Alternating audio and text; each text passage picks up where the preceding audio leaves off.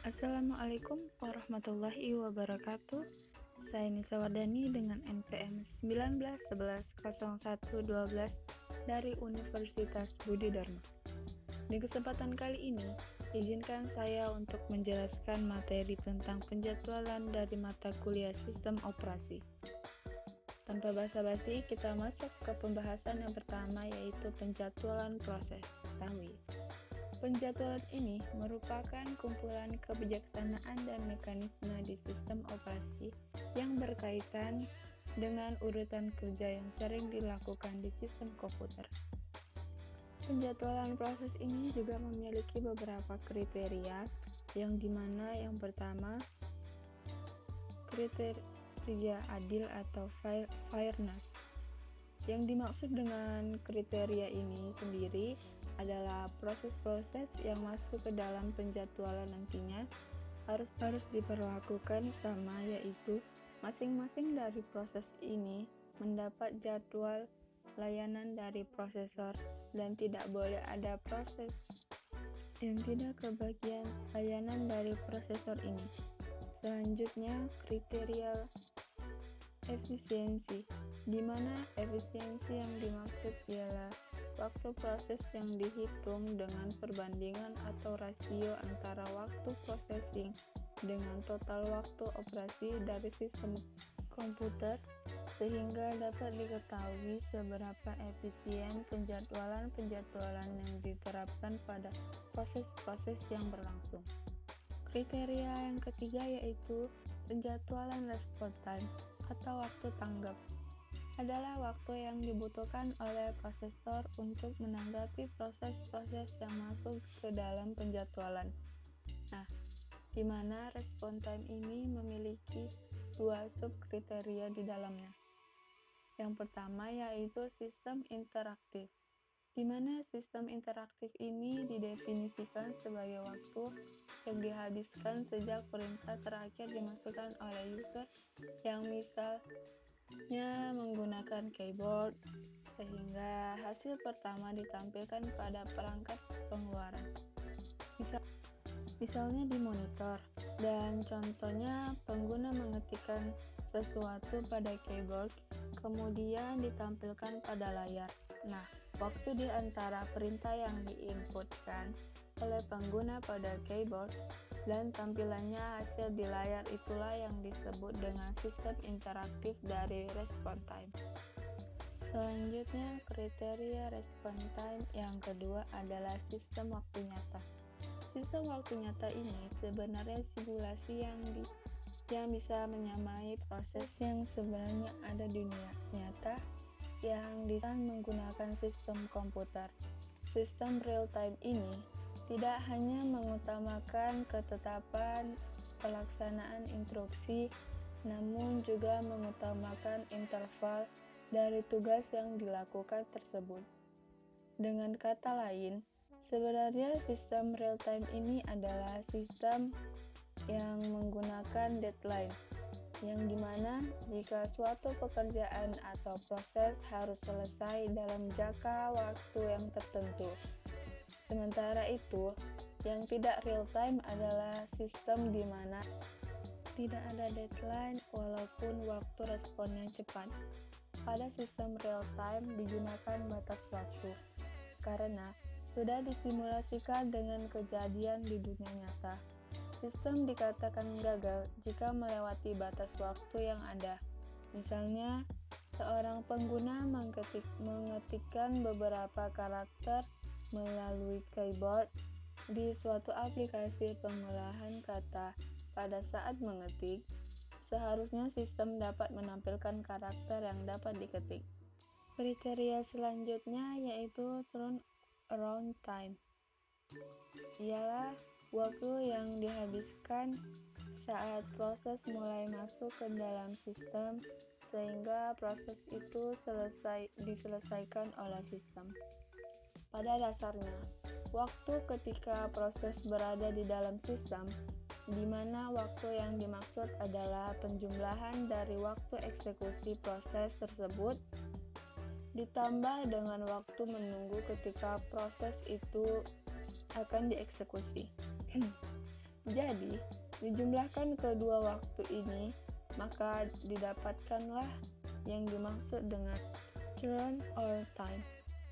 Kriteria penjadwalan yang terakhir adalah throughput, yaitu penjumlahan proses yang dapat diselesaikan dalam suatu periode waktu tertentu. Nah, itulah kriteria penjadwalan proses. Selanjutnya, tipe-tipe penjadwalan. Tipe-tipe penjadwalan ini terdapat menjadi 3, yaitu yang pertama, tipe penjadwalan jangka pendek. Tipe penjadwalan jangka pendek adalah penjadwalan yang bertugas untuk menjadwalkan alokasi prosesor di antara proses-proses yang ready di memori utama. Proses ini biasanya berupa perintah-perintah yang sudah disediakan oleh sistem operasi. Sasaran utama dari penjadwalan ini untuk memaksimalkan kinerja memenuhi suatu kumpulan kriteria yang diharapkan dari perintah-perintah yang diberikan. Karena proses-proses tersebut dijadwalkan pada memori utama, semakin besar kapasitas memori, maka semakin banyak pula proses-proses yang dapat dihentikan atau dijadwalkan berada di memori utama tersebut, sehingga makin banyak dan semakin cepat pula perintah-perintah yang dapat dieksekusi dan diselesaikan, karena kapasitas memori ini sangat mempengaruhi dan pada kecepatan kinerja komputer-komputer yang kita gunakan nanti. Kemudian, tipe penjadwalan yang kedua adalah tipe penjadwalan jangka menengah. Pada saat eksekusi, pada waktu tertentu, proses yang dijadwalkan kemungkinan akan mengalami penundaan karena suatu kondisi. Proses-proses yang tertunda ini tidak akan dieksekusi sehingga kondisi-kondisi yang menyebabkan tertundanya dihilangkan. Proses-proses yang tertunda ini dipindahkan di swapping. Penjadwalan jangka menengah ini yang menangani proses-proses swapping tersebut. Tipe penjadwalan menengah inilah yang mengendalikan transisi dari status suspend atau tertunda kembali menjadi status ready atau yang disebut dengan proses-proses swapping. Kemudian, tipe penjadwalan yang ketiga ialah tipe penjadwalan jangka panjang.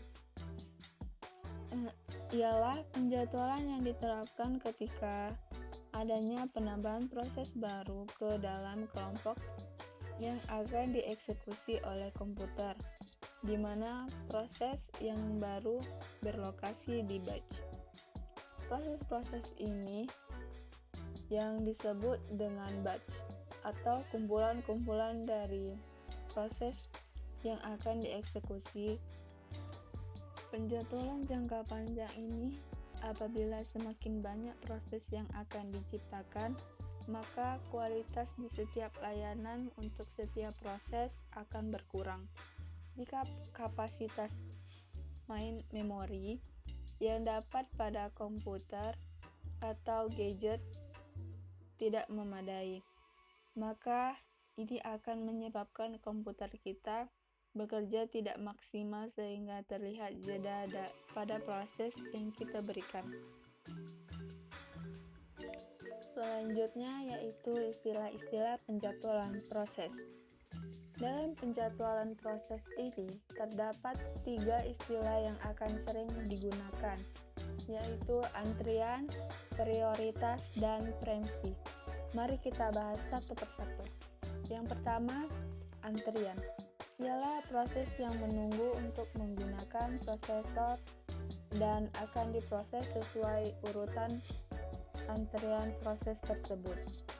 Ketika antrian proses-proses tersebut berada di main memory atau memori utama pada komputer kita, yang disebut main memory ialah RAM.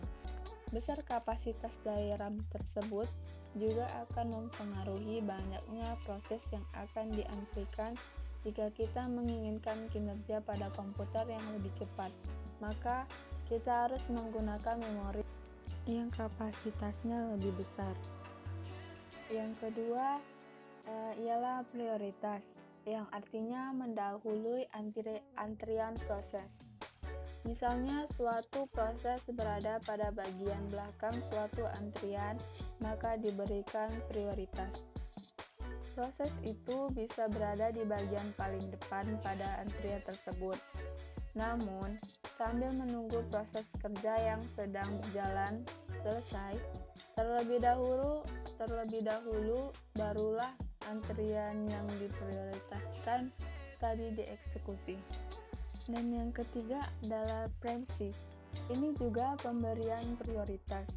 Misalnya suatu proses berada di antrian paling belakang, dengan diberikan preempsi, maka antrian tersebut akan berada di barisan paling depan.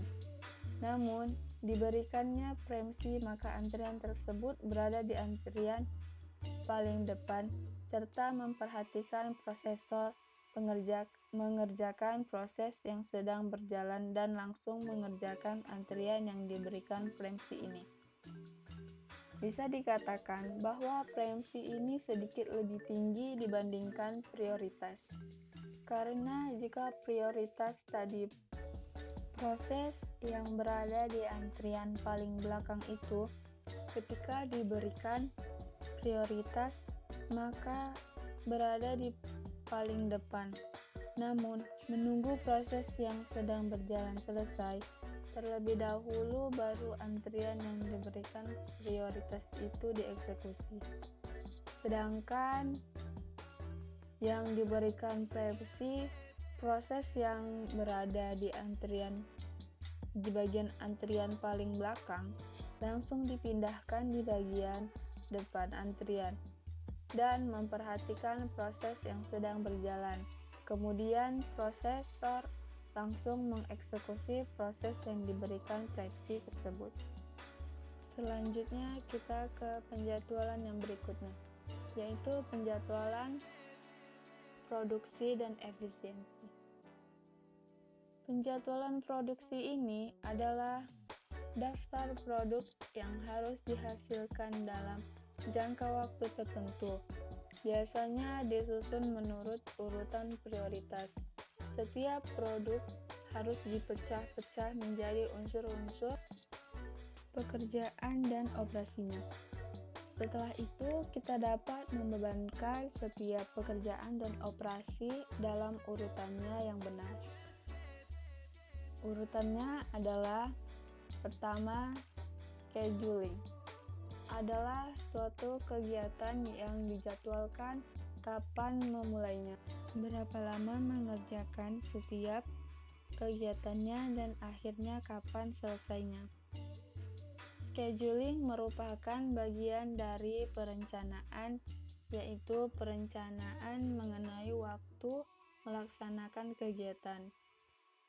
Yang kedua adalah routing, adalah penentuan urutan-urutan dalam mengerjakan suatu pekerjaan. Sedangkan dispensing adalah memberikan wewenang kepada karyawan untuk melakukan suatu kegiatan. Yang ketiga adalah affix dictionary, menyatakan bahwa schedule adalah penjadwalan atau pendaftar yang merinci waktu pelaksanaan kegiatan yang sudah direncanakan. Misalnya, jadwal pengiriman, jadwal produksi induk, dan jadwal perawatan. Yang keempat, penjadwalan scheduling adalah kegiatan pembuatan suatu jadwal, seperti jadwal pengiriman, jadwal produksi induk, jadwal perawatan, atau jadwal pembekal.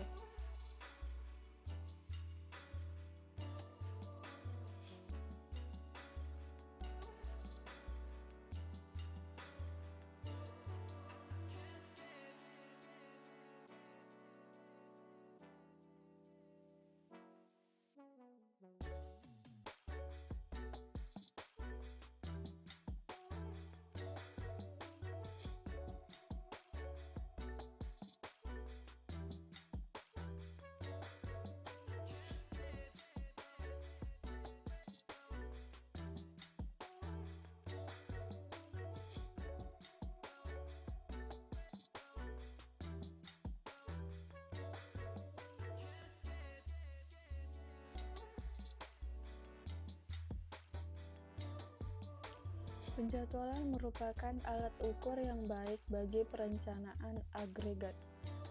Pesan-pesan aktual pada tahap ini akan ditugaskan pertama kalinya pada sumber daya tertentu, seperti fasilitas pekerjaan dan peralatan. Kemudian dilakukan pengurutan kerja pada tiap-tiap pusat pemrosesan sehingga dicapai optimalitas utilasi kapasitas yang ada. Terdapat beberapa hal yang perlu diketahui sebelum pekerjaan dapat dijadwalkan, yaitu A.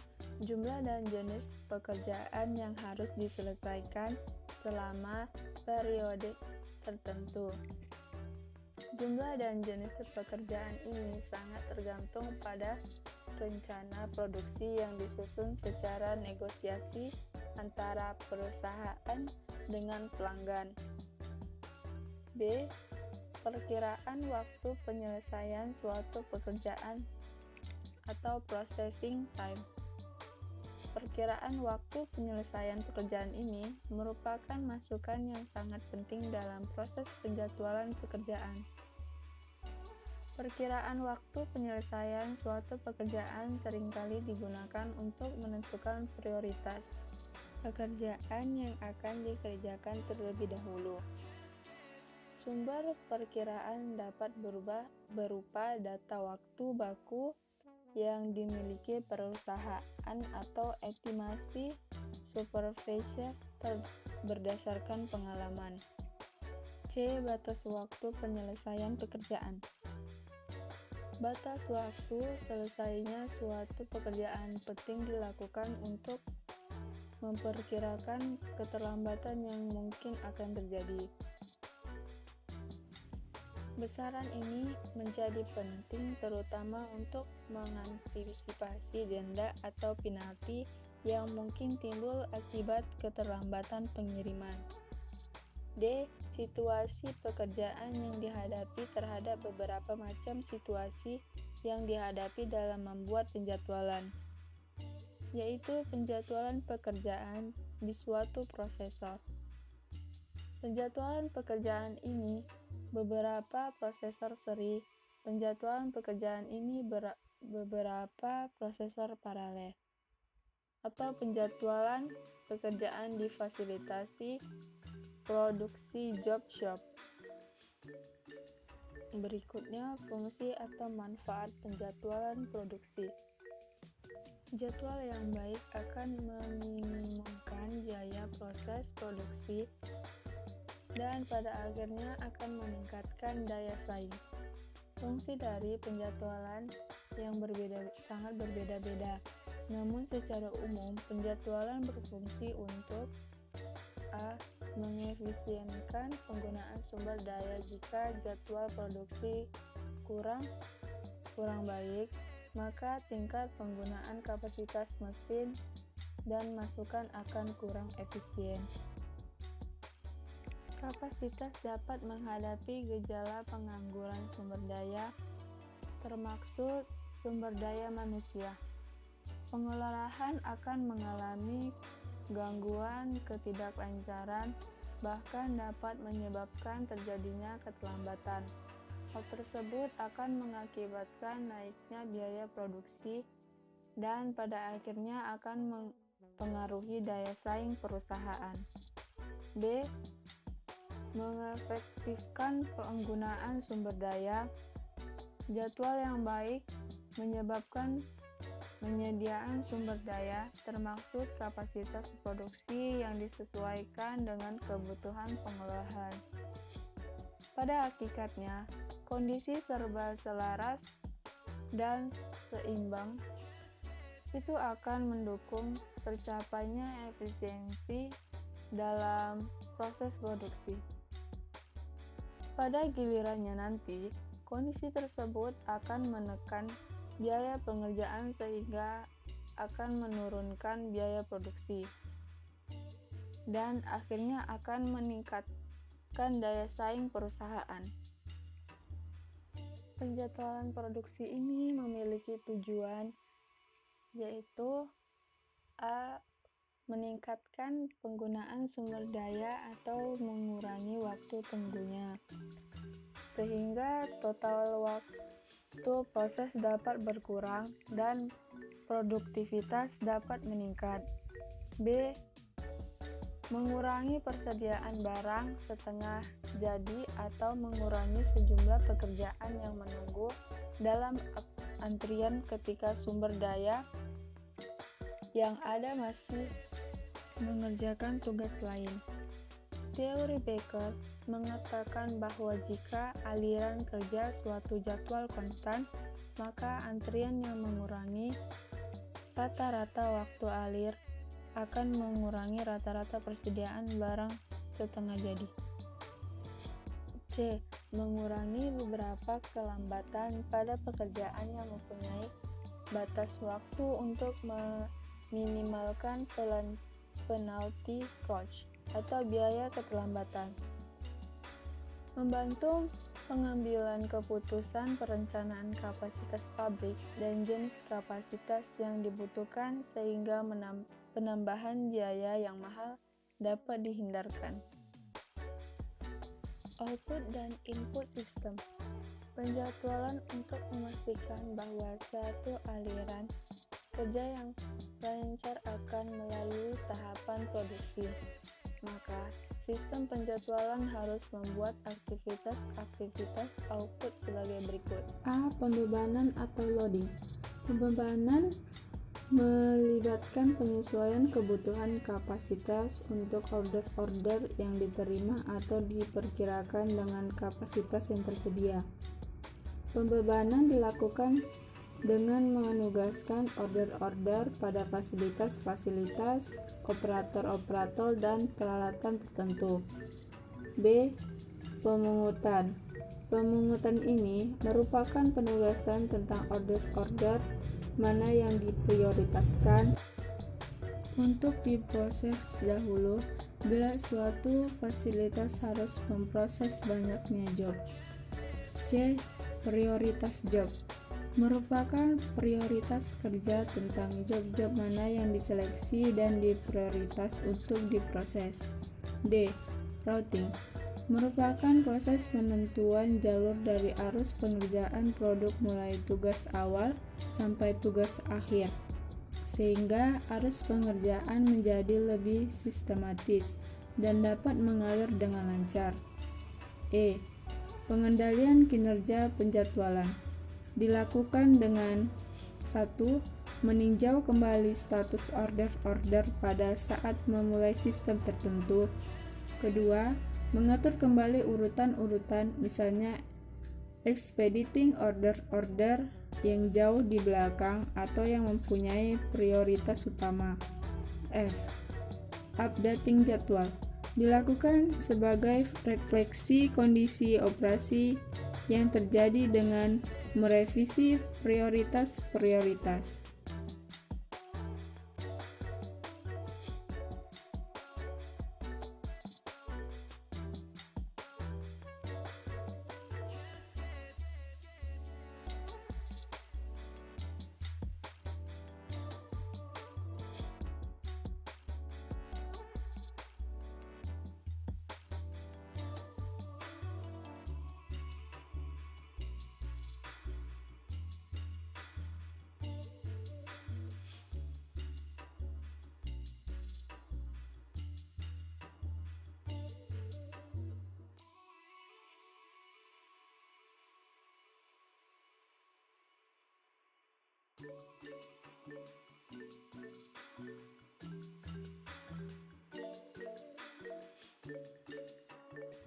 Demikianlah materi yang dapat saya sampaikan.